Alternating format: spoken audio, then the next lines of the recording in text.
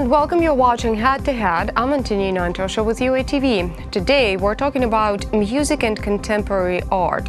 What kind of connection does music have with such concepts as identity, imaginary, social movement, or cityscape?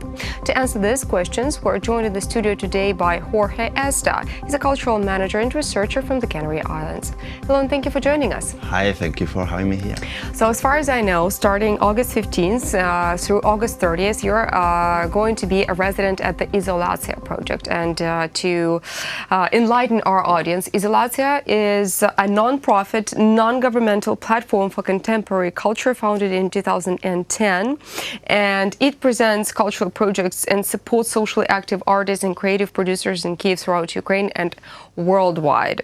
So tell us, what is this project that you are going to be working in the framework of being a resident of Izolatia? Exactly. So I'm working here like in, let's say I'm a cultural manager and I'm working here in a research, trying to create like a portrayal of what is like the young generation of artists, of Ukrainian artists that are somehow related with the music industry, so related with the rave scene. Okay, so what do you think of Ukrainian music industry then, since you're here? Yeah, so I feel that there's like a lot of things happening so I was here 2 years ago, and since then I think that there's like a really big cultural movement that is growing. You've seen the difference, right? Yeah, I've seen the difference also when it comes to organizations, when it comes to events, and of course when it comes to music. So I think there's something happening, but of course I also feel that there's like some music and some music styles that don't have a place yet here in Kyiv. But they do, but Kyiv does need to embrace those. Yeah, exactly. Okay, what kind of music styles are we talking about? So right now my focus is on techno music, and we can see that techno music is increasing a lot.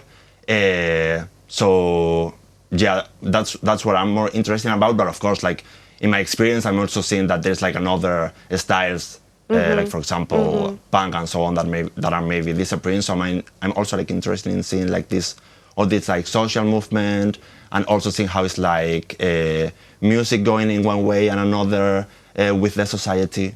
What do you think, what are the factors, in your personal opinion, what are the factors that actually influence the development of music styles in Ukraine and in Ukrainian capital in particular? Okay, so I would say that all the events that happened after 2015, after Maidan and so on, gave the young generations also like new tools to experiment about themselves and to try to find a self-identity.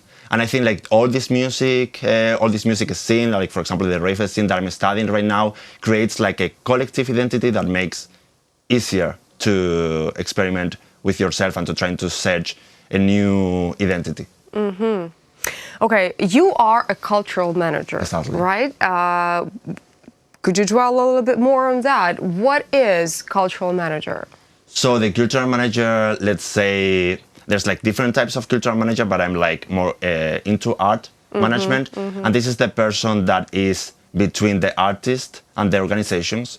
So let's say sometimes the artists don't have like a macro perspective of what is management, what is marketing. And So you're like the string of connection in between. That's the connection. And it's also a person, so it's a management, but it's also a person that, for me, it has the mission to protect culture and to work in culture and in art and to make like a society go to the next level and to increase knowledge.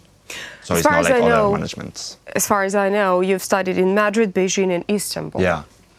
So what does all of that experience give to you once fulfilling your, let's say, job obligations? Yeah. So let's say I'm really interested also about a macro culture and to see how a lot of societies are connected right now. Also like in the globalization, they're like super connected, but we can see this since like many centuries. And I think like I'm also like from the Canary Islands, which is like a place that has like a lot of ties with Latin America, Europe, Africa. So all this international experience gives me like a deeper sense of what is the global culture and global music in this case. That is what I'm more into in music. As a cultural manager with a, let's say, worldwide experience, how would you evaluate the level of Ukrainian youth in artistry and talent? I was here 2 years ago, and since the moment I came, I was like super impressed with the level of creativity and the mind of the people in the creative industry. It's a city because I have been more attached to Kyiv. I want to experiment other cities also, but right now I only know about Kyiv. It's a place that is full of talent, and there's like a lot of things happening, and I just hope that organizations and people can direct them to the right way, because there's a lot of power, a lot of energy. It is a lot of power and energy here in Kyiv, since it's the capital, but what about talented people who live in rural areas of Ukraine? There are a lot of talented artists who do not have access yet, who do not have access to Ukrainian capital just for now. What would be a piece of advice for those people? I think that advice for those people, right now I think all the people are moving to Kyiv, and that's also like somehow one of the things that describe the art industry here in Ukraine. I think that it's not only about people, that also of course, but it's also a lot about organizations and how they have to make a decentralization and to try to give also like voice to those artists who live in small areas and that doesn't have to move to Kyiv. Okay, well, how long do you plan to stay here in Kyiv? So I'm staying here in Kyiv until 30th of August, because then I have another project in Tbilisi in Georgia. Okay. But I hope to come back. Are you coming back? Yeah, of course, I'm going to come back soon. What are your plans for when you come back? What are your future So the thing plans? is that 2 weeks is not, I knew it was not enough to make research. Absolutely not. Of course not. But I'm trying to get like inspiration and to make like the first step of the research. So I will come back to continue with the same research, because it's something that I think I'm trying to, I'm getting a deep perspective of what is the techno scene, but this is just like the surface. So I want to go deeper, and I need more time here because I cannot do it anywhere else. I have to be in Kyiv. Even with the data that you have already managed and will manage to collect from the surface about the creativity level of Ukrainian youth, and not only youth for that matter, do you think that this particular sphere of art and culture in Ukraine needs more support from the government?